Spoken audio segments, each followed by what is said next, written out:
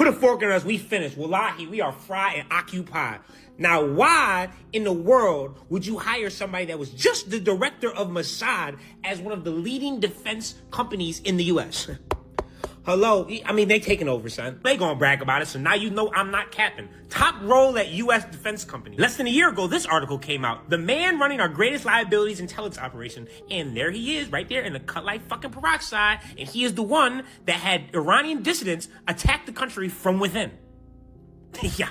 Let me guess, he was also a part of the whole entire pager attack? Oh, obviously, I moved Rule 5 slot immediately to the defense company's website. And Jesus Christ, we are fucking cooked. Drones, AI, autonomous missiles, anything and everything you can imagine that kills people, this man is now leading in the U.S. an emerging tactical military. It's like, oh, shit. God forbid you start speaking out, they targeting you, you could die. And it's like, so we're going to have people that have knowingly backstabbed us and just spin on your 15-point peace plan, come over here and now be the leader of a defense company. This bitch ass nigga was not even born in the U.S. He don't even try to do the whole dual citizenship. Do you understand how insane it sounds? There's a genocidal maniac that most likely has done multiple war crimes, now leading an AI surveillance and drone and missile strike system defense company in the United States. At some point, we have to put our foot down and draw a line in the sand and be like, whoa, whoa, whoa, what the fuck is happening? I mean, we're losing all control. We're already having our military somehow be combined, and they just sliding that shit through Congress like it ain't shit. And now we got niggas. And all right, guys, let's go ahead and get right into it because we are live.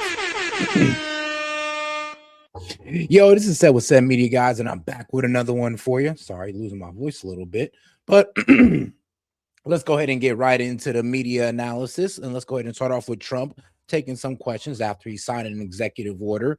But all right, guys, let's not forget to smash that like button or double tap that screen, and let's get right into it, guys. You have to do, and this is official, effective immediately. Do you have any questions, anybody? Mr. President. Yes. That video you put up yesterday, crossing out Lake Ontario and Reading Lake America, it's been seen by about 30 million people, maybe more, across all the social media platforms. What message are you sending to Canada with this move today, and why was this such an important thing for you to do? It's an interesting question. No message. No, it's actually pretty funny. This man Trump be snatching bodies of water from everybody. Like Gulf of Mexico is now the Gulf of America, and now you're snatching Lake Ontario from Canada, calling it the Lake of America, right? I'm not gonna lie, it's low-key funny and petty as hell. As you know, Canada's been ripping us off for a long time on trade, very sadly. Even the military, you know, we defend Canada for nothing. We don't get anything. They don't pay us to defend Canada, but we defend Canada, and they understand that. As an example, we bought icebreakers. They'd like to use them. We have 11 brand new icebreakers coming in. They'd like to use the icebreakers. They don't pay for anything. And they want to be treated like a state, but they're not a state. But they want to be treated like they're a state. And so we just can't do that anymore. We lose on average over the last 15 years, $60 billion a year carrying Canada. So we just can't do it anymore. We love the people of Canada. I don't think their representatives do an appropriate job. Maybe they'll change. I really don't know. I mean, it doesn't make much difference. But we can't let the whole Canadian thing that's been going on for decades, and it has to come to a stop. So we're going to be doing tariffs on their cars that are coming in at a substantial level, because we want to make the cars here. We don't want if they can make their own cars if they want, and they can continue to make their cars for Canada.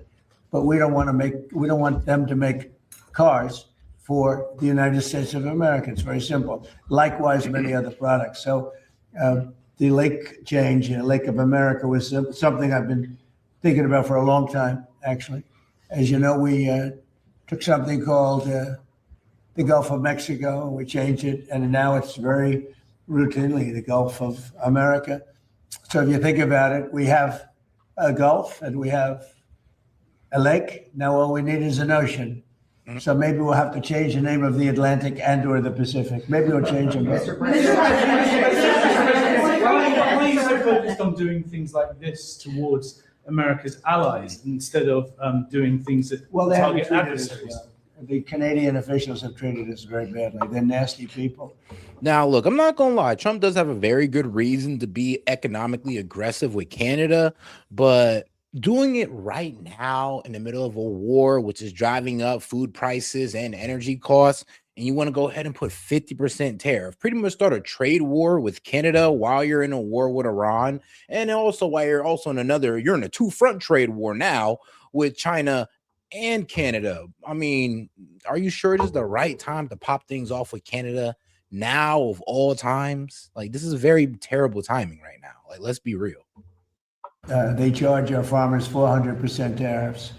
They've been doing it for a long time. And I had them figured out in my first term, and I did some pretty strong things and had it getting pretty good. And then the election was rigged, and now I'm coming back and doing it the way it and finishing the job. But they treat us very badly. Canada treats us very badly. I would say that of all countries, as you know, we have President Xi coming in a couple of weeks. We deal with a lot of people. People oftentimes, they'll ask me, who's the worst to deal with on trade? And I said, that's easy, Canada. They are the worst to trade. And they feel entitled, and just we can't have that. Mr. President, Ted Cruz keeps teasing a 2028 presidential run. You run against him for president. Do you think he could be president? What's your reaction to that? You say he's going to run? Nah, Ted Cruz would be terrible. He's too pro-Israel. I mean, after that interview with Tucker Carlson, he should have threw away his entire political stock. It's like, dog, you're lucky that the American people still want you as a senator. You just went out there and showed your overwhelming support for Israel over America. You said that you became a senator to be a better servant to Israel, not to the American people. So the fact that you want to run for president is insane. After you said that, it kind of shows the disconnect that he has from reality. He's teasing at 20. He's talking about it. You don't mean He 2020. better be but teasing. 2028. He better not be serious. I would say that he's very talented. He's a very good friend of mine. Private. I think he might do that, yeah. Mr. President, He's a talented guy. Mr. President, what's your reaction for? What would you say to those who are concerned a trade dispute with Canada could affect American affordability ahead of midterms? Well, ultimately, it's going to be very good for us because we're losing, when you talk about affordability, we're losing $62 billion a year on average with Canada. And if you really look at it, we're losing more than that. It's too much. It's too much. We can't lose that. We don't want to lose that. We don't want to lose it anymore. Mr. President, has Putin agreed or committed to not attacking a NATO territory? I've had good talks with him. He's not going to be attacking a NATO territory. Mr. President, what's your reaction to the latest The on Supreme the? Court earlier this week ruled on mail-in ballots, and there are states like North Carolina that have ballots that go out next week. How are states supposed to implement this? Oh, they're in time? replicating. North Carolina is great. It's a great place. I won it all 3 times.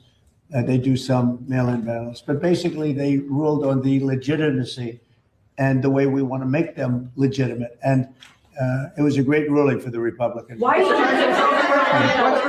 keep voting by mail, sir, if you say it's a concern? Deliver a warning to Russia not to attack NATO territory during his. Well, I don't want to comment on that, but they're not going to attack. Mr. President, I mean, I don't know about that, man. The way NATO's been positioning themselves, the way NATO's been talking about how they're about to start popping off a draft, NATO countries are talking about how to start popping off a draft to put boots on the ground into Russia or into Ukraine to defend against Russia. Yeah, actually, I don't know, because NATO is taking a pretty aggressive stance against Russia right now. And the problem with Russia is that they're pretty much looking at NATO like, look, at this point, we see what you guys are doing. We're willing to strike you full on, and we're not going to take our time with you like we did with Ukraine.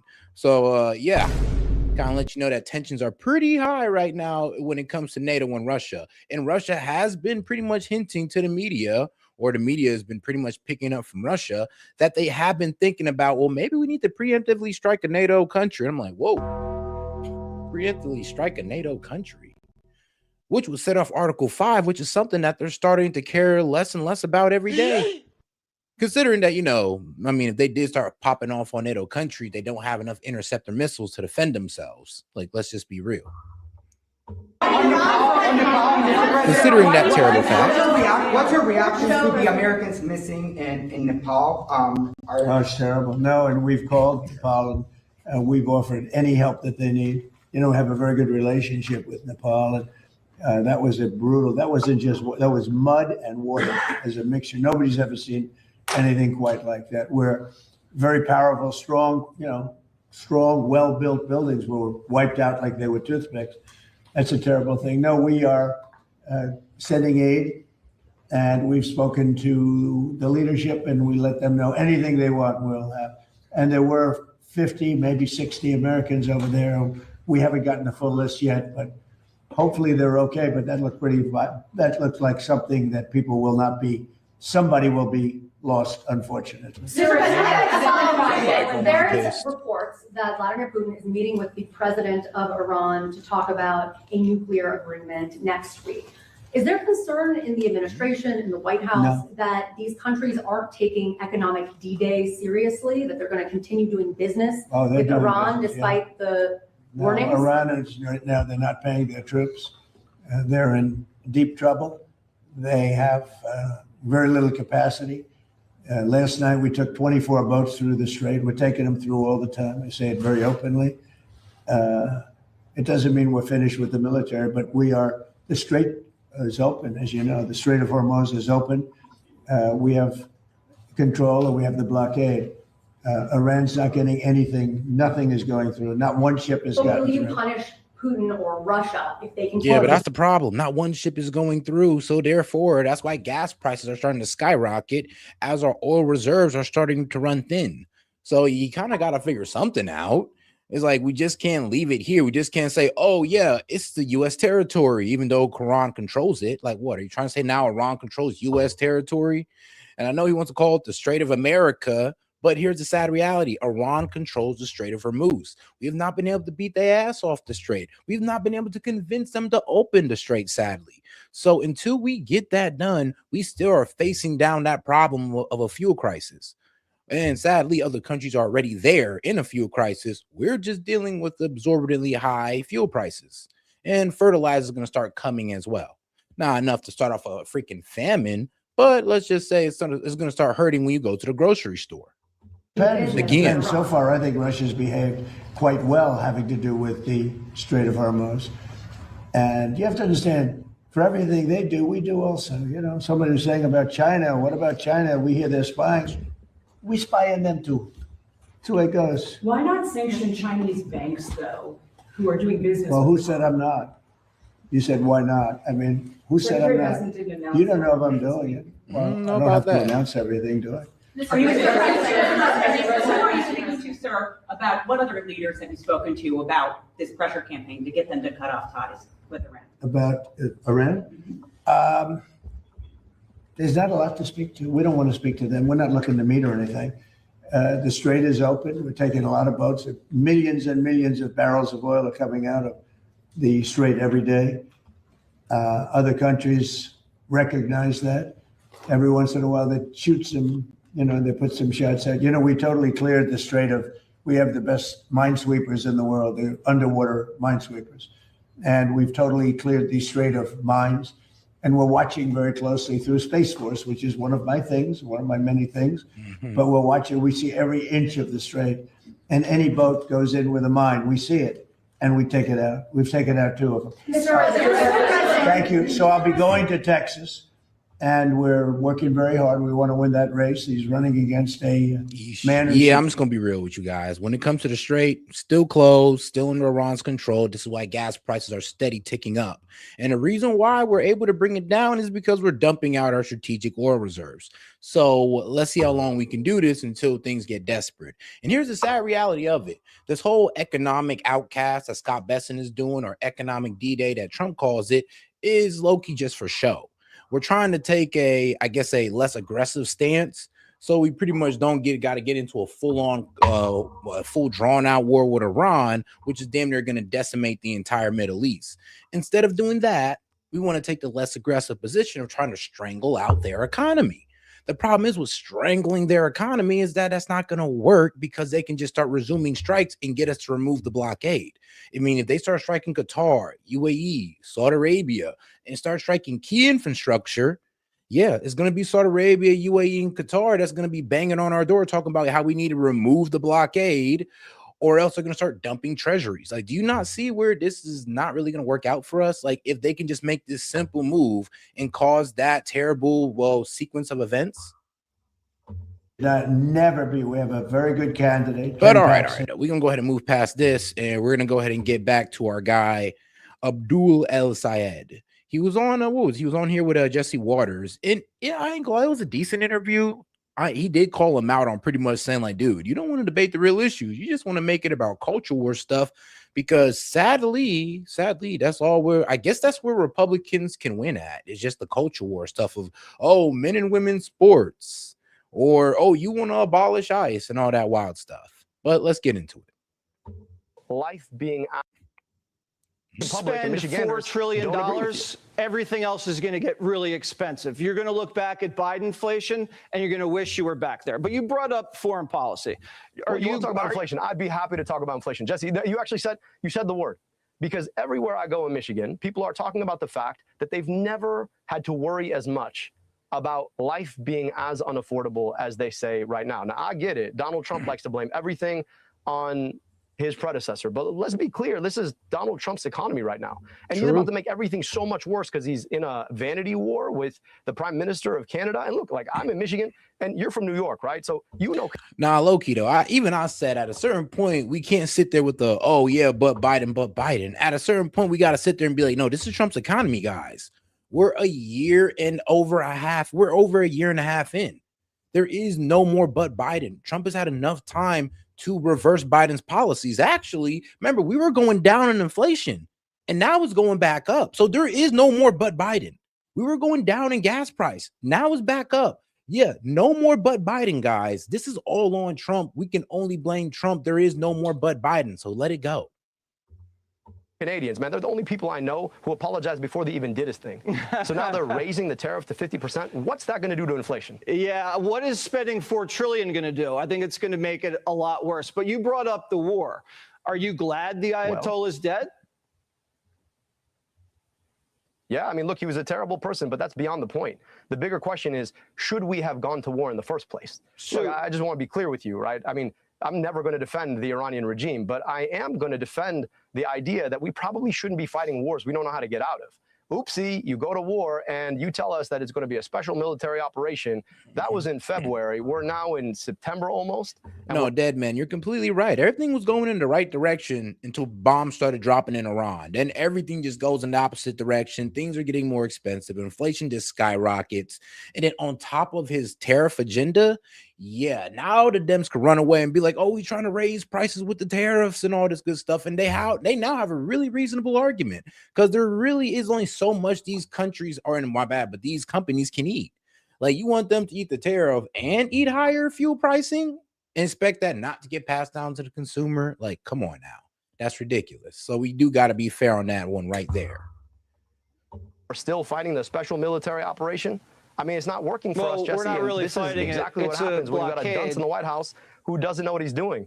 So you'd go back in time, you'd give them back their nuke program, you'd give them back their Air Force, their Navy. No, I'd go because the nuke program's buried under a mountain of rubble. And we actually had nuclear containment. Now, Jesse, you like to, I mean, look, I understand selective memory about history, but we had a JCPOA that was well negotiated, that actually had nuclear non-proliferation far more securely than what we have right now after having gone to war for the better part of 6 months. Yeah, I like the fact that the nuke program's buried under a mountain of rubble. They can't even get access to it, but that's me. I think we'll figure it out. Jesse, you really believe that? You really believe that, dog? I mean, if we blew it up to the point where they can't even get it out, then why are we still over there tripping about their enriched uranium or their nuclear dust that we locally obliterated last year, and now we're still dealing with the problem today? So, I mean, you can sit there and say, oh, well, I'm glad they can't reach it. You sure about that? Are you sure about that? Because they've been able to dig out their missile stockpile, their drone stockpile. So what makes you think they can't dig out that missile stockpile? Let's just be real about that. And I mean, if we couldn't obliterate it with a bunker buster, and we're still dealing with it now, and it's still a main concern to us, because Trump keeps saying that Iran won't have a nuclear weapon. But I mean, why is he saying that if, oh, we took care of their 60% enriched uranium last year, or with our constant strikes? So What is it, Jesse? I mean, you can't have it both ways. You can't sit there and fearmonger about them making a nuke, then saying, "Oh, well, they can't reach it. We've obliterated it." You said about so let's just stop there. So Sure. Jesse, wait. I understand you're not good at math. I get that. I'll give you that. But science, we're talking about science, okay? Yeah. You understand that like nuclear material doesn't just go away because you buried it under a mountain of rubble. You understand they can still go back and bury it out, right? Yeah, You we're get watching that, it from Space right? Force. So and we're not anybody any that more goes near secure it, than we were kaboom. back then. Okay, let's move on. You said getting rid of Sharia law was white supremacy. Let's roll the tape. Go. I don't have to tell you that the same going exact on, Ant? forces that drove native peoples from their land 2 centuries ago, destroyed Black Wall Street a century ago, bombed a building decades ago, and tried to ban Sharia law not a decade ago, that those forces are alive and well today. So getting rid of Sharia law is white supremacy. Can you explain that one? I mean, well, let's be real. I wouldn't call it white supremacy, but I would call it highly un-American, though. I mean, that's very un-American to sit there and try to ban a religion when literally our Constitution and our amendments defends that. Our founding fathers meant for this to be a country where you can practice your religion freely. It wasn't supposed to be. It's not a Christian nation. Like a lot of people want to sit there and say, "Oh, America's a Christian nation," but if you look at the founding fathers and how they operated in the world, they operated on America not being a Christian nation, so they can actually do business with, well, sadly, the other side of the world.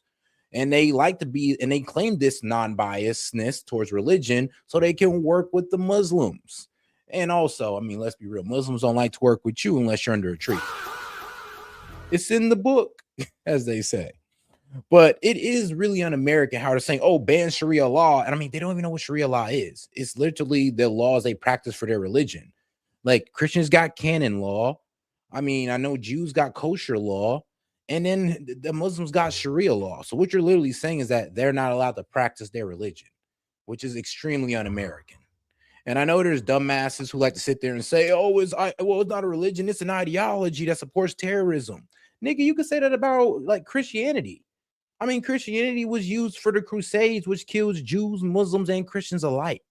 You could say that Christianity was used to bring on terrorism the same way you can say that Islam is. And let's be real, that's not Islam and that's not Christianity. That's just what, I'm gonna be real with you. I say the few, that's what they did. And then people like to put that on the many. And that's what I kind of hate about this whole, "Oh, Islam is evil. Oh, no, we need to ban Sharia law," because it's just like, all right, but if we held that same consistency to all religions, we would be a communist country. Could we just ban all religions? And that's where this is going. This is why I'm calling MAGA a bunch of commies, because it's like, yo, you don't see how this is very like Bolshevik. You don't see how this is very communist, banning religions, demonizing religion, making sure we worship nothing but the fucking government. Or the white Christian, or our white Christian savior in the White House is like, do y'all hear yourselves at a certain point? Do you know what canon law is, Jesse? I assume you're Christian, right? Yeah, tell me. No. All right, so canon law is the name for Christian law. I don't begrudge you your right to practice your faith as you choose. I don't know why the idea that I could practice my faith as I choose is a problem. Nobody is trying to push Sharia law on anyone else, just like I hope nobody is trying to push canon law on anybody else, because we live in an America where you should have the freedom of your religion. So the idea— that's the funny thing, though, is that they would love for canon law to be pushed on people. The problem, the same people who want to ban Sharia law will be okay with pushing their religious beliefs and their religious laws on other people. That's like the most hypocritical thing. And it's the most funniest thing about the whole argument. But yes, the same people that want to get rid of Sharia law wants to enforce their own Christian religion upon you, their own Christian laws upon you as well. That's the most hilarious thing about it. That you have somebody like Tommy Tuberville, right, who barely was good at coaching football, is out here trying to ban Sharia law when there's less than 1% of the Muslim community in America, as if somehow Muslims are out here trying to push Sharia law, that seems to me to be deliberately targeting the Muslim community because they're different. And I'm just saying that, like, I have no issue with people practicing their faith. In fact, I would never want somebody to push their faith on me, and I would never want to push my faith on somebody else. Good, because no one wants you to get rid of your religion. And so the idea, no one wants that. So, but when people hold on now, Jesse, the language you guys have towards Muslims, especially the likes of Laura Loomer, President Trump, talking about he want to ban Sharia law. Let's be real. You guys are literally talking about trying to take out their religion, saying that they can't practice their religion because that is Sharia law. It's like literally how they practice their religion. But okay. Well, let's hear that again. I'm just saying that, like, I have no issue with people practicing their faith. In fact, I would never want somebody to push their faith on me, and I would never want to push my faith on somebody else. Good, because no one wants you to get rid of your religion. And so the idea, no one wants that. But then why do you guys are pushing for banning Sharia law? Because that's literally what you guys are saying. It's almost like how some idiots say, oh, no, I don't hate Muslims, I hate Islam. Like, bro, that's about as retarded as saying, oh, I don't hate Christians, I hate Christianity and Jesus. It's like, oh, okay, so you hate everything that they're putting their life into, the people, the very thing that they worship, that they bet their afterlife on. Like, are you serious? But you're saying that you don't hate that person at the same time? Or, I mean, sorry, but how dumb do you think people are? Like, honestly, to sit there and say that retarded shit. So, but when people preemptively go out there and start preemptively passing laws to ban something that's not happening, what you're trying to do is target a very small community because they're different. And this operates. I mean, look, I'm just going to say, there's statistical evidence that the president and the vice president Michigan is kind of scary. Simply people don't go for that. Okay, you're right. You know, it's like no, private. You're right. It is Catholic law, but considering that most Christians in the United States are Catholic, well, I think most Christians in the world are Catholic. I mean, it kind of just goes together at that certain point. I know Christians don't like when we kind of just combine them together, but I mean, hey, it is what it is. Okay, sometimes it don't matter if you're Catholic, Protestant, or Orthodox. It's like you're Christian. Y'all all believe in Jesus. Y'all believe he's gonna come back. Y'all believe he's God. All right, y'all Christians, okay? We don't really need the denomination.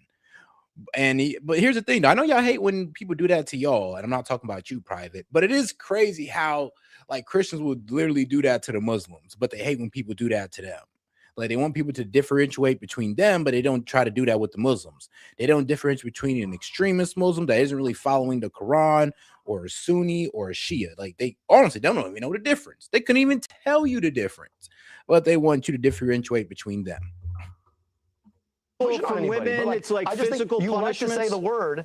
Look, Jesse, look, people don't like to say in Michigan. I'm just saying, because I don't think that's a good position. And scary. Nobody's pushing it. No, but Jesse, nobody's pushing it. You know what the issue is in America, in Michigan? Yeah, what? The issue that people are worried about is not that somehow somebody's going to come and push Sharia law on them. The issue. All right, guys, come on over to the horizontal live. I'm about to go ahead and end the vertical live. Appreciate you guys, but let's slide on over to the horizontal. Also for a better viewing experience. All right, for the 6 of you guys that are on the vertical, come over to the horizontal. All right, let's go. Michigan is people are worried about how they're going to afford their gas. The issue in Michigan is, how am I going to see a doctor when I get sick? How am I going to keep my job? You're out here, honestly, you guys love to play this culture war game where you use these words that sound really foreign to avoid actually having to talk about the issues that everyday people like to talk about. Now, look, Mike Rogers is the guy I'm running against for U.S. Senate, and I know you've had him on your show. Maybe he answers questions. I don't know if he does. I've actually never had him on. Only, but look, you have it. So he's ducking your show too, because he's ducking. Look, can we all agree? Like, I haven't Jesse, invited him on. Have a debate, right? Can we all agree that Mike Rogers is a beta? Can we all agree with that? I haven't even had him on. Dude won't even come on your show because he's afraid of getting grilled. I will have him on. That guy, and I'm sure it'll be great. But Abdul, like, Jesse, let me just can I back up he's for out 1 here second? Trying to talk about my. Can I back up for 1 second? Finish my point. I'll finish. I'll be quick. Okay, because Mike Rogers isn't here to defend himself. He thinks he's running against Hassan Piker. Well, maybe then he'll actually come on your show. Maybe I'm doing you a favor then. But the guy's a beta, doesn't like to answer questions, and he dodges every debate. I don't think he's going to dodge you too. Need Mike Rogers on the show, but thanks. All I'm going to say is this. Thanks for booking it. You know, I agree. Gas prices are too high. Gas prices are too high. Abdul, pipe down 1 second. Damn. Gas prices are too high. Okay. Green New Deal's not going to help that. You said that we Yeah, get to but neither is cheerleading the war for Iran, which you do on a daily basis, Jesse. So let's keep it real on that. keep our doctor. I've been told that before. We were lied to. So let's move on. Jesse, you said here, I want to move on because we do have to. We do have to hit a break. No, let me just finish the point. Please. You told me you want to say something. I gotta sell my and I want to just ads. finish my point. Okay. Yeah. If the only answer that Mike Rogers and Donald Trump and J.D. Vance have to this economy is to point to me and say there are scary words associated with him, I'm just going to tell you those scary words are not raising gas prices or keeping you from seeing your doctor. I'm interested in getting money out of politics, putting money in your pocket, passing Medicare for all. And I think that actually will solve problems in Michigan. I'm not scared of you, if you think Abdul. I just think you're a little misguided. I don't know about that. You did just say, I don't know, Sharia law in Michigan is pretty scary, Abdul. I'm so scared. Can you tell your man Ahmed and Muhammad to spare me? It's like, I don't know, dog. You sound pretty scared. It's like, yeah, like, you know, Sharia law in Michigan. I'm just so scared as a white man in America. It sounds absolutely ridiculous. But I mean, this is what these guys are pretty much coming out with. I mean, you can't sit there and say, "Oh, I'm not scared of you, Abdul." But bro, you're scared of them practicing his religion in what? In Michigan. And I mean, let's be real, even that's over exaggerated. Like Dearborn has been taken over by Muslims while Dearborn is still 88% white. Crazy. Against my faith is going to fix problems. Go ahead. No, I just played what you said and we talked about it. So we're all good. You also said this. You want to replace the right to bear arms with the right to health care. You don't want to replace the Second Amendment, do you? Well, look, man, I think more people are more worried about whether or not they can see a doctor than whether or not they can have a gun. I'm just going to put that out there. I mean, you're dodging the question. Do you want to replace the Second Amendment? I'm just saying that more people are more concerned about seeing a doctor. If we had a right to health care in this country, they probably wouldn't. And I think that'd be a pretty good thing, don't you? I think you dodged the question. I mean, honestly, though, if I really wanted to know about this whole healthcare fraud, I'd just press them on it. I'm like, all right, look, bro, I heard you wrote a book on how to give healthcare for all. I'm interested. I mean, like, you know what? I'm not cool with spending $4 trillion, but if you can find a way to slice that down, and maybe we got to start, stop giving subsidies to these medical insurance companies and these medical companies. Yeah, I mean, if we stop that and find a way to cut the costs on medical, invite in some new technology, that will help. But yeah, I'm all with healthcare for all. Like, trust me, I'm not a savage, but I'm not really a socialist. I'm gonna be real with you guys. I'm not. I don't believe $40 trillion is going to help us give Medicaid for all. And it's only going to get more and more expensive because Americans are only getting more and more and healthier. So let's be honest too. If you're a fat ass, you really should not be preaching for Medicaid for all, because you're one of the main reasons why we cannot get Medicaid for all, because you're fat ass, and because the fat asses like you pretty much raising the average cost that it would cost. Well, yeah, the average price that it would cost to take care of each American for the entire year, and it'd be about $14,000. So because of fat asses out there who don't want to slim down, who don't want to start eating better to bring down the cost of medical care, I don't even want to hear you talk, okay? This is for the people who actually care about their health. But now for the people who care about their health, yeah, we can find a way to not make it a $4 trillion bill. Oh yeah, I'm down with it. If we can do that, okay. But if we can't do that and just a pipe dream that you guys are trying to sell, you might want to quit it right now and just actually start getting to something that's actually, believable. That's something that we can actually do. It's a pretty big one in Michigan, but I'll take it as what you said. You Jesse, said look, Colin at the end of the Kaepernick. day, I'm perfectly fine with people. Let me just finish to answer your point. You said I dodged a question. I'm perfectly okay with people having their hunting rifles. It's an important pastime. I've got family that goes hunting every single year. But don't you think we should have a right to health care? Don't you think that'd be a good thing in America? Can we just say that? 75% of the country likes the health care coverage they have. I don't want to screw that up. No, 75% of the country wants guaranteed health care through Medicare for all. Oh yeah, I don't know about that. Yeah, we'll find out. Alternative facts over here. We'll find out. I'll give you that. I mean, the Dems don't like it. The veterans don't like it. Shoot, I'm be real with you. Even people on the right don't like it. Like, so let's not sit here and pretend like, healthcare for all wouldn't be a great thing. The problem is just it seems impossible because $4 trillion when we only make about $6.5 to $6.8 trillion in tax revenue a year. And you want to take $4 trillion of that. I mean, bro, what are we going to do with $2 trillion when it comes to education, law enforcement, military, other things that we need to fund besides just healthcare? I wish healthcare was the only bill that we had to take care of, but Lord knows that ain't it. Find out in November, but that's a Gallup poll. You might not believe it, but Yes, we will. I'm telling you what it is. Yes, we will. You said Colin Kaepernick was a good guy, and you said the NFL was racist. What did you mean by that? Look, I think for Colin Kaepernick's sake, I think he should have had several more years in the NFL. Now, I think he's a pretty damn good quarterback. I think, unfortunately, he lost a lot of time. But the bigger question right now when it comes to football, look, I know you guys like to think I don't like football, but I'm happy to line up against anybody who thinks that I don't like football. And I'll just tell you, the bigger issue that we have for football right now is I looked at ticket prices to try and go and see a game with my family. It's astronomical through the roof. Bruv. Now, I think football used to be the kind of thing that you could enjoy with people. It's That's another gone for dodge, too many people. So we Abdul. want to talk about football. I want to talk about access to football. I asked you if you thought the NFL was racist because you said the NFL. See, and that's funny. You see how you want to focus on culture war stuff instead of, well, bro, you want to talk about the NFL. Let's talk about how nobody can really afford to go to the NFL no more. Let's talk about how people are pretty much being priced out of, the entertainment industry. Like, people can't afford to really go see movies. People can't afford to go see games. It's getting way too expensive. I remember one of the main concerns with the World Cup is how, some of these tickets are damn near $10,000 a pop. Only the rich can attend, basically. I mean, it was sad. It was like, hey, you're telling me people are damn near getting priced out of being able to go out and have some fun? And that's the truth, actually. And that's something that, Fox News or the right don't want to talk about. They want to, you said that the NBA is racist. I mean, okay, but can we talk about how nobody can attend none of these racist FBA? But let's talk about how nobody can attend none of these racist NBA games. Let's talk about that. I think that's more pressing than me thinking that the NBA is racist, which is hilarious, by the way. I kind of want to know, the context of that. It was racist, and now you're talking about ticket prices. No, I'm just telling you, the NFL is too expensive. The NFL is too expensive. You don't agree? All right, so you don't think it's racist anymore? I get it. All right, well, I'm glad. You don't think the NFL is racist anymore. That's good. Most people can't afford that. Bigger issue with the NFL. You want to talk about the NFL? The bigger issue with the NFL is too many people can't afford it. I get you probably can't. And I know that you're in New York, so you have two teams that play in the same place. So you get two options. But I'm just saying that here in Michigan, we got one team. Okay. And most people can't afford to watch them in the stadium. And I'd like to make it more affordable. Right, so you dodged again. Sex changes for minors. Do you support that? Just say no. Look, I remember having great conversations with my conservative friends about right to try legislation.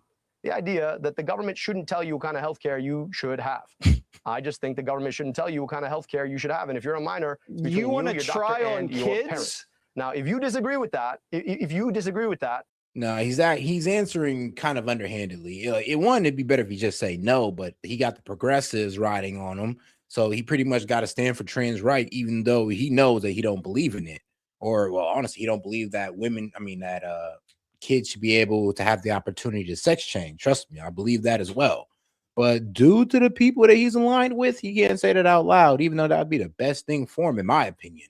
I'm like, bro, just rip the Band-Aid off. Just say, look, I'm not for transing kids. All right, there you go. I'm for about healthcare. I'm all about healthcare. I'm all about bringing down prices. And yes, I'm all about abolishing ICE, but I'm not about transing kids. And you know what? We can work with that. I can work with that type of them. I can work with you. But come on, bro. If you just can't concede the argument of, look, but you got to understand this whole trans ideology thing is pretty detrimental to the public, and especially to the people who are pretty much engaging in it.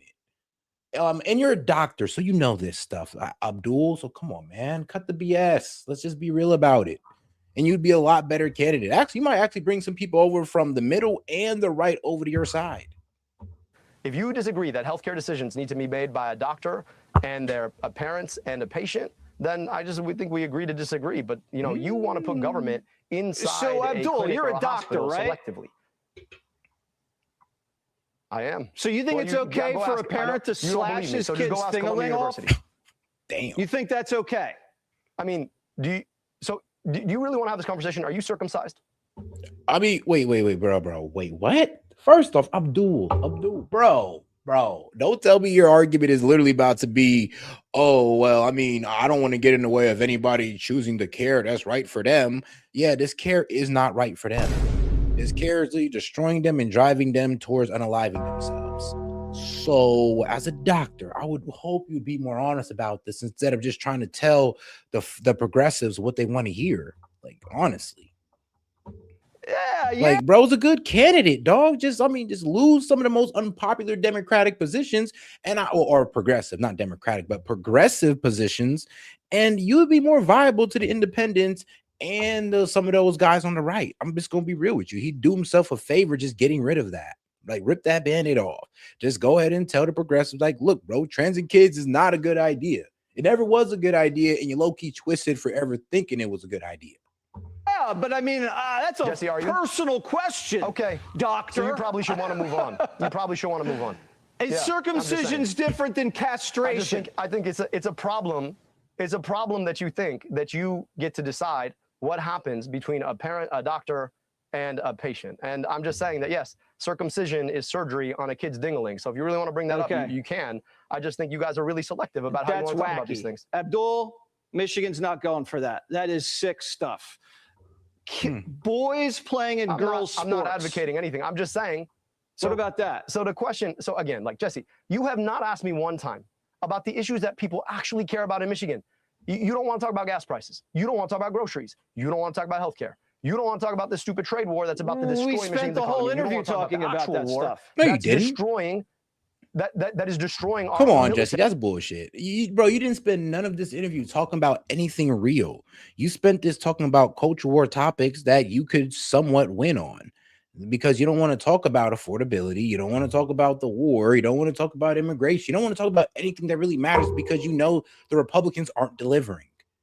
But at least he ain't dumb enough to actually get into those topics, because he know he's going to get cooked on it. And Abdul sees it. You see it. We all see it at this point. You don't seem to want to talk about any of those things. You want to bring up all this culture war that, you know, I'm not here to We fight a talked culture war. I'm about the here to war. We fight the talked about affordability gas crisis that people are prices and the facing. Green New Deal, okay? If you want to do an interview, I brought them up every time. you can do the interview, You're okay? asking me, like, you're doing I'll the ask greatest hits, questions. Jesse. Like, I mean, this is like, you could play this game if you want, but like, you can keep doing the greatest hits if you want. You told me we're going to come on for a conversation, and when we have conversations, I think it's okay to also ask questions. I just want to understand what you're getting at here. I'm getting at whether you And in think Michigan, men should play as in the next women's U.S. senator in sports. Michigan, It's a big I'm issue. interested in getting money out of politics, putting money in your pocket, and passing Medicare for all. You're You know what most people filibustering, don't care about Abdul. what sports kids play. You're And also, filibustering. no, I'm just It's a answering big your questions issue. because, like, I want You to guys talk about kind the of issues lost that on that your issue viewers last time. deserve to hear about. All right, so you want to answer that question. What issue? You want to answer the question. What issue? Go ahead, Jesse. What issue? Should men Go ahead play and ask women's it again. sports? You have daughters, right? I think that, look, I played sports my whole life. Sports were an important part of my life. I'm grateful for the opportunity to play sports. And at the end of the day, the decision of who gets to play what sports ought to be decided by the people who govern sports. I'm running for U.S. Senate. Jesse, it's insane. I'm out here trying to take on like the healthcare crisis in big pharma, and you're asking me about who gets to play what sports. It's I silly. don't People know. can't It's take you kind of a seriously. big thing if you've been following the news recently, Abdul. I mean, you've been following the right-wing media. You guys haven't, and that's what kills me about right-wing media right now. They're not focusing on anything really important. They're just focusing on culture war stuff and trying to sell you fear of Sharia law and communism, and the evil socialist communists are coming to get you. And it's like, bro, that's all you guys are doing. Like, you're not really like trying to sell us anything better. You're just trying to keep on going with the status quo while sell us the fear of, oh, the Dems, the crazy socialist leftist, the Muslim commie alliance on the left. It's like, but are you guys going to help out with affordability? No. Are you guys going to, start back up your immigration enforcement? No. So you're just going to sit here and sell fear to us of the Dems and hope that's going to save you for midterms. And they're hitting us with exactly. I mean, you could fall for it, bro, but trust me, you guys, right now the Republican Party don't got nothing for you right now but fear mongering. Same thing that they were doing with Biden, what the left was doing with Biden, they're now doing with Trump. But I guess that's what you do when you have a failing administration. Let me ask you about the politics. We'll get to your race. Let's do your race right now. Please be serious. Like, I'm here with you. I'm weak. He said, please be serious. Like, come on, man. Stop BSing me. But all right, though. Let's go ahead and move on to something else here. Let's go on to Besson threatens to blow up the global financial system. Gonna probably watch about a good a couple minutes of this. Shout out to Breaking Point. And without continuing. Whoops. Send me all the way back to where I was starting at. All right, let's get into it. breakingpoints.com. So if you ever wanted to check out the premium subscription, which allows the show to get into your inbox early, totally uncut, supports the journalism that we're doing here, app has a free version. I'm sorry, you also have access to a Times threatening economic D-Day. He did a press conference at the Treasury Department yesterday where he gave us a little bit more information on what economic D-Day would look like for countries that are doing really any trade with Iran. Let's listen to A1. Beginning today, the actions of Treasury and other agencies will tighten the noose and block every potential source of revenue that funds the IRGC and the evil Iranian regime. We are enforcing a zero leakage approach. There will be no minimal breathing space for the regime to rebuild its capacity to inflict terror against America and the world. The final refuge of this regime is the mistaken conclusion of nations that still finance the Iranian threat in the hopes of evading it. It is no longer acceptable to operate in the gray spaces of this conflict. Countries cannot claim they are blind to enabling this activity. The top trading partners with Iran are China, UAE, Turkey, Iraq, EU, India, Pakistan, Russian Federation, and Oman, according. Yeah, that's what I'm saying. It's like all of those guys that damn near need Iran to sustain their economy and the cheap oil that they buy from them. You think they're just going to give that up? You think they're just going to stop doing business with Iran because, oh, America's mad that we can't win a war against Iran? Because you know that's really why we're doing this, right? Like it's not because, well, we got them on the ropes, guys. Just need to add this one more squeeze. It's no, because we can't win a war with Iran. Well, now we're trying to economically isolate them. But it's low-key retarded because a lot of these countries aren't going to separate themselves from Iran. I mean, Iran sells food, water, and other. Well, they also sell rare earth minerals as well, and their drones. Their drones are also in high demand as well. I mean, did you look at Russia? Did you look at Venezuela? What type of drones they had? Russian ones. My bad, not Russians, but Iranian drones. Sorry. So there you go. That's one good example right there. A lot of people aren't gonna want to cut Iran off because America says so, and all we're doing is speeding up the de-dollarization of the world. Because if we're gonna be out here start using our dollar as a weapon, then people are going to want to move away from that because they're not really going to have any real sovereignty in their country. We can destroy their economy if they don't move the way we want them to move.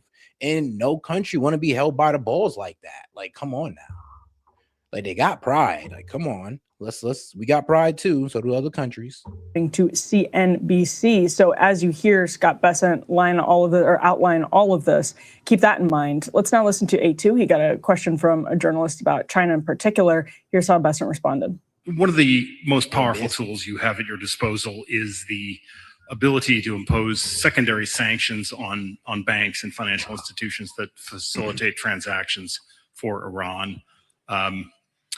Chinese banks have often been talked about being targeted, but we don't see any of those institutions targeted here. Is that something that is coming in this campaign, or is the very delicate trade truce with China something that could prohibit you from going that far and taking that very big step? We want to make clear here today that no one is above the reach of U.S. sanctions. That if they facilitate transactions and are part of the ecosystem that turns Iranian oil into money, into repression, they will be targeted. Yeah, well, Russia's already sanctioned to hell, and they buy a good amount of Iranian oil. The biggest buyer of Iranian oil is China, and they're already telling us, screw us. So their two biggest buyers are already saying, yeah, we're not going to buy by these sanctions. So how are we going to economically choke them off? Because Turkey's going to tell us to kick rocks. Pakistan's going to tell us to kick rocks. Iraq is definitely going to tell us to kick rocks respectfully. So how are we going to get our way here? It's like I say, we just did this for show at a certain point, because to actually invoke these sanctions onto these countries is like, bro, they're just going to move towards BRICS. Like, and there's going to be a huge dropping of treasuries. There's going to be a huge dollarization effect. So, Bessent, what the hell are you thinking, dude? You're damn near putting our entire currency at risk. We find that the best way to engage with countries is through quiet diplomacy, and we are level setting with every country quiet diplomacy. to tell them Quiet diplomacy, yeah, while we threaten your entire economy, your entire economic living. Yep. That's quiet diplomacy, all right. Our expectations. Okay. We know who they are. They know who they are. So when the hammer of U.S. Treasury actions falls upon them, they will have no one to blame but themselves. What'd you make of that response, Ryan? Yes, I mean he is very clearly threatening to sanction China, basically the countries that you just listed. Right. Like he's threatening to sanction China, all of our allies in the Gulf, India, Pakistan. And then he says, I don't want to blow up. Why would I want to blow up the global economy? Yeah. Like, why haven't you done it already? Why would I want to? So he's already admitted that if he executes on his plan, it will blow up the global economy. Yeah. At another point, he said he was very close to sanctioning an entire major financial institution for moving Iranian money. He said what to expect it by the end of the week? Maybe, he's like Trumpian. Yeah. Like it might happen by the end of the week. I'm really close to doing it. A major financial institution like, say, Lehman Brothers. The reason that these institutions are structural is that there are counterparties that have all of their trades that are closing there or moving through there, or their collateral is there.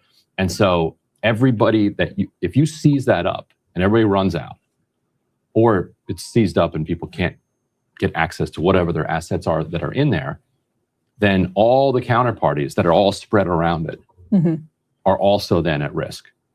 And then anybody who's a counterparty to anybody around there. That's why when Lehman went down, it spread a financial crisis through the entire world. So Besson is saying that he's considering doing that. He also says if he does the things he's saying he's going to do, it's going to blow up the global financial system.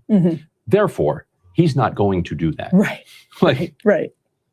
Because as he said, why would I want to do that? Yeah. He wouldn't want to do that. Therefore, it'd be literally economic suicide and damn near the end of the petrodollar. Because why would any country want to engage with the dollar if it means one day their entire economy could be destroyed just because they're not moving how we want them to move? They're not doing, or they're working with people who we don't want them to work with, even if working with those people is beneficial to them. Like, do you understand why people are going to want to have their freedom instead of being tied to our dollar? That's why I always say sanctions, it's a bad idea. It's honestly, and you could damn near call it a humanitarian crime because it never really affects the generals. It doesn't affect the military. It doesn't affect the leadership. These guys are the first to eat, the first to receive the resources while the people starve. Sanctions hurt the people, not the leaders, not the military. They're good.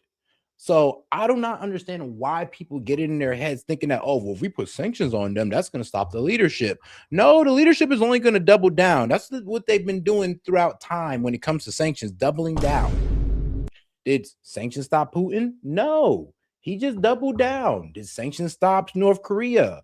No, bro, just doubled down and got to that nuke. So when has sanctions ever worked out for us? All it does is cause distrust in our dollar and hurt regular people, citizens, by the way. He has put no time and no specifics on who and what. Yeah. So why does anybody believe, and maybe we can put up this next element, why would anybody believe that he's actually going to do anything? So put up A3. This is Mohammad Ghalibaf, the top Iranian negotiator, Speaker of the Parliament. Americans know that no one buys their bombast. The United States is not in an economic position to further restrict its relations with other countries. Iran's trading partners, both in the media and through messages sent to us, have made it clear that they don't take these statements into account anywhere. Because if he would follow through on his threat, he'd destroy himself. So what did you make of it? Well, here's what it's really all about. But all right, though, let's go ahead and get into the next story here. You know what? Let's see. Trump's all-time low approval. Yeah, we do need to get into that. Let's talk about Trump's all-time low approval on this one. Oh, yeah. And, Actually, let's keep it going on this one. Yeah. The midterms, where, of course, we're keeping a close eye on. Oh, yeah. Make sure to smash that like button, guys. Appreciate the support. It's out now of the summer doldrums. Congress will be back in session in just a matter of days in September as they do some last minute. Usually they just fund the government and then they leave again until it's time for re-election. So absolutely nothing of real consequence will happen before Congress. Republicans are being forced now to run both on their record and on the president's record. So checking in with the median American voter, MSNBC sent some guy to Iowa, Trump country normally, right? I mean, can we say that confidently? Iowa's Trump country. I don't know about the Senate race. Yeah, right. Well, we'll get to that. Yeah. And so they track down a MAGA guy. They're like, hey, man, you voted for Trump. How you feeling about Trump these days? Here's what he had to say. 2 years out of high school and I'm already struggling for my life. It's just, that's not the American dream. If you could talk directly to President Trump, what would you tell him right now? I would just look him in the face. You know, it's so crazy, but Republicans would say, oh, he's lazy. Oh, he's lazy. Oh, no, he's not working hard enough. He needs to work 4 jobs to get way less than we did.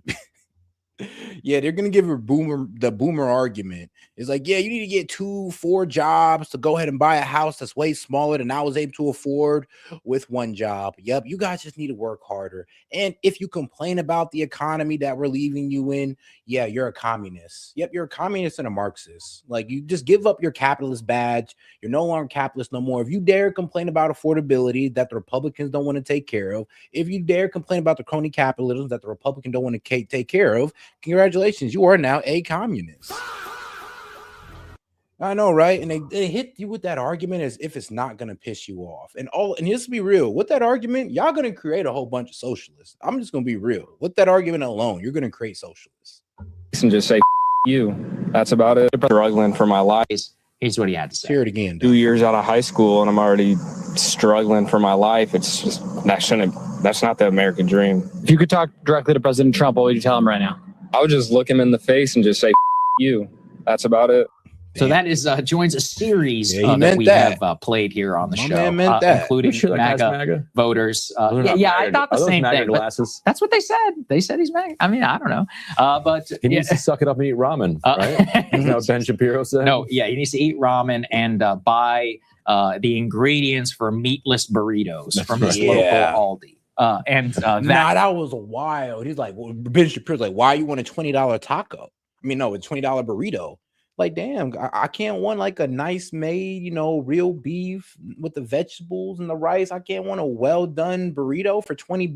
Like, first of all, why the hell does it even cost $20? Shouldn't even cost that much. But Ben Shapiro's argument is that, oh, well, stop talking to me about affordability. Just go buy a $4.99 burrito from Del Taco. Yes, with the processed beef, with the fake ass cheese. Why? Because you're too broke to get a $20 burrito because of, well, inflation. I mean, it's so wild. It's like, so yes, the $20 burrito, and them guys, burrito's $20. That's well-made, all-natural burrito, no processed food in it or anything. And that's what you would want. And back in the day, that was probably like $8-10. Yeah, it is now like $15-20, guys. And the fact that people are telling you just to lower your standards, yeah, instead of telling your government to actually work on affordability, telling the Republicans to get their shit together. Yeah, instead of telling you to do that, they're saying, you know what? Just lower your standards. Like, and bro, it was crazy because I remember, like, one of my boomer homies was telling me, oh, well, S.E.T, you could still buy a house. It's going to be smaller than the house I was able to afford working the same amount of job as you and all that good stuff. It's going to be way smaller, but you should accept that. I'm just like, do y'all not see how your generation low-key failed the next one? The fact that you're telling us to lower our standard of living while you guys only raise yours is crazy, is asinine, and you guys are literally admitting to us that, yeah, you failed us. And you're not willing to help us out economically, but then you're going to get mad when we tell you that we don't want you guys in power and that America would low-key be a better place if we were in power. Yeah, the 35 through 50, yeah, the America would be a better place if we were in power. Not with you selfish boomers. And not all boomers are this selfish, but it's like you can't really bring the argument to them that, you guys are literally telling us to lower our standard of living because you guys have made things so unaffordable with your greed towards your assets. And you, of course, having continuous appreciation on your assets while driving up inflation. That, of course, is how Ben Shapiro made it to the big leagues. But I think generally this is going to track now where you have people who are enthusiastic Republicans. They're not going to come out to vote. Democrats literally going to crawl over broken glass to make sure that they come out and vote, which leads to a perfect storm and all kinds of crazy conclusions. And I want to say many of the races we're about to highlight are ones, they're not ones which are obvious. Like Michigan is an obvious one. You have, any of these other battleground states where even coming into the election, Maine, right, exactly, we knew these were going to be very contested races. To focus in today, we're going to try and focus on the potential blowout scenario, which I would give like a 30% chance or something, high enough. Yeah, honestly, like, bro, we might lose. Well, the Republicans, they might lose Ohio. They're in danger of losing a Senate seat in Iowa, of all places. They're like, they might lose a Senate seat. Texas, they're scared about Texas. Texas is supposed to be like insured. They shouldn't even be thinking about it, but now they're scared about Texas. That's how bad the Republicans are doing right now. And that's how terrible Trump's approval numbers are, is that they're worried about states that they should have clinched in a vice grip. But all right, let's go to Zuckerberg folds lower screen time for kids. W, that's a W. Way to kick the oligarchs in the balls. You got to respect that.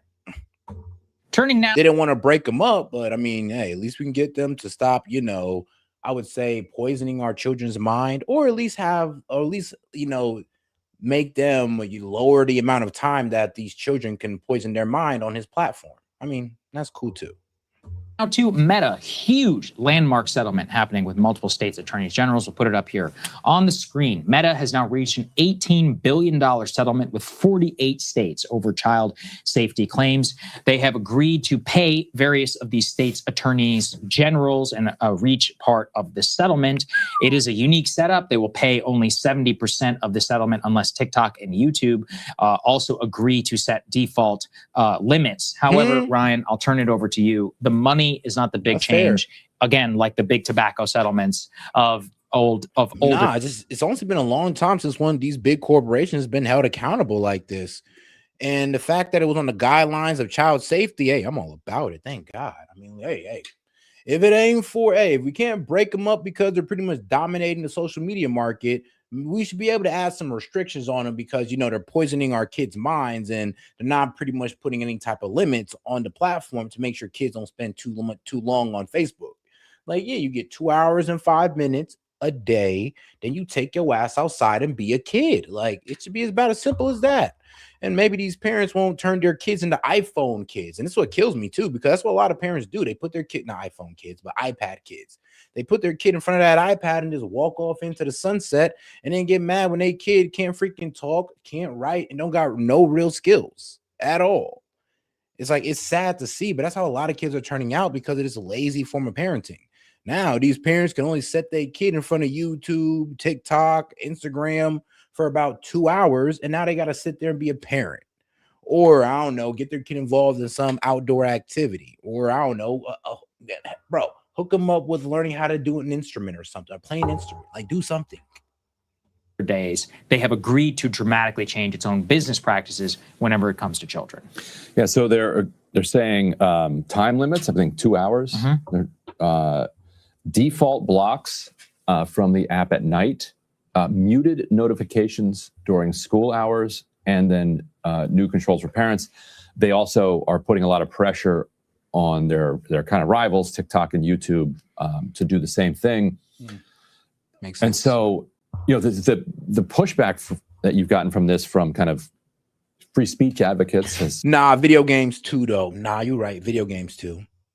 You're right. They're doing it because I ain't gonna lie. They are just gonna go through the video game, and GTA 6 is about to come out. So you ain't about to see a couple of your homies for about the next 2 weeks. So prepare for that one. But yeah, video games too. There do need to be a 2-hour limit on video games for kids as well. We do need to start pushing these kids outside and making them be more social again, instead of them making them into mindless zombies on the games and their iPads. And Lord knows we don't need that.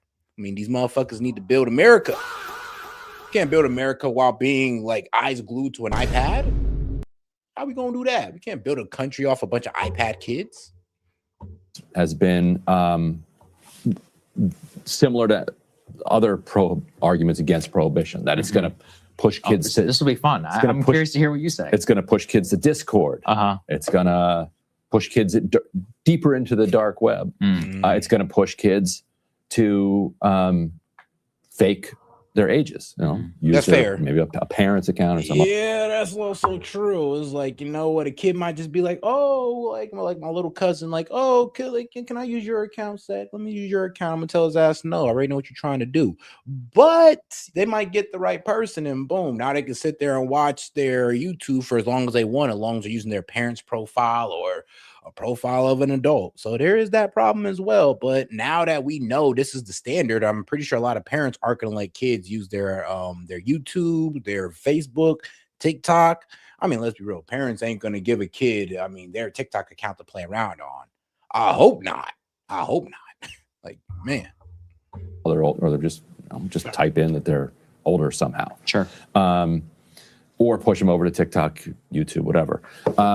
Yeah. I think they probably will do some of those things. Some of those things will happen. Yes. I still believe. For the kids, though. For the kids. But all right, guys. I got to go ahead and head on out on this one, guys. Don't worry. I will be back tomorrow. Appreciate the support. I know I've been on for a while, but hey, I've been having to deal with some stuff in the background. So it's all good. But don't worry, though. We're going to be right back on day after day. So appreciate the support, guys. Make sure you double tap that screen on the way out or smash that like button. Appreciate the support, guys. Peace. Noah! Larry, what the hell are you doing? Larry! Larry, you can't just... Larry! Oh, are you all right? How did... Larry!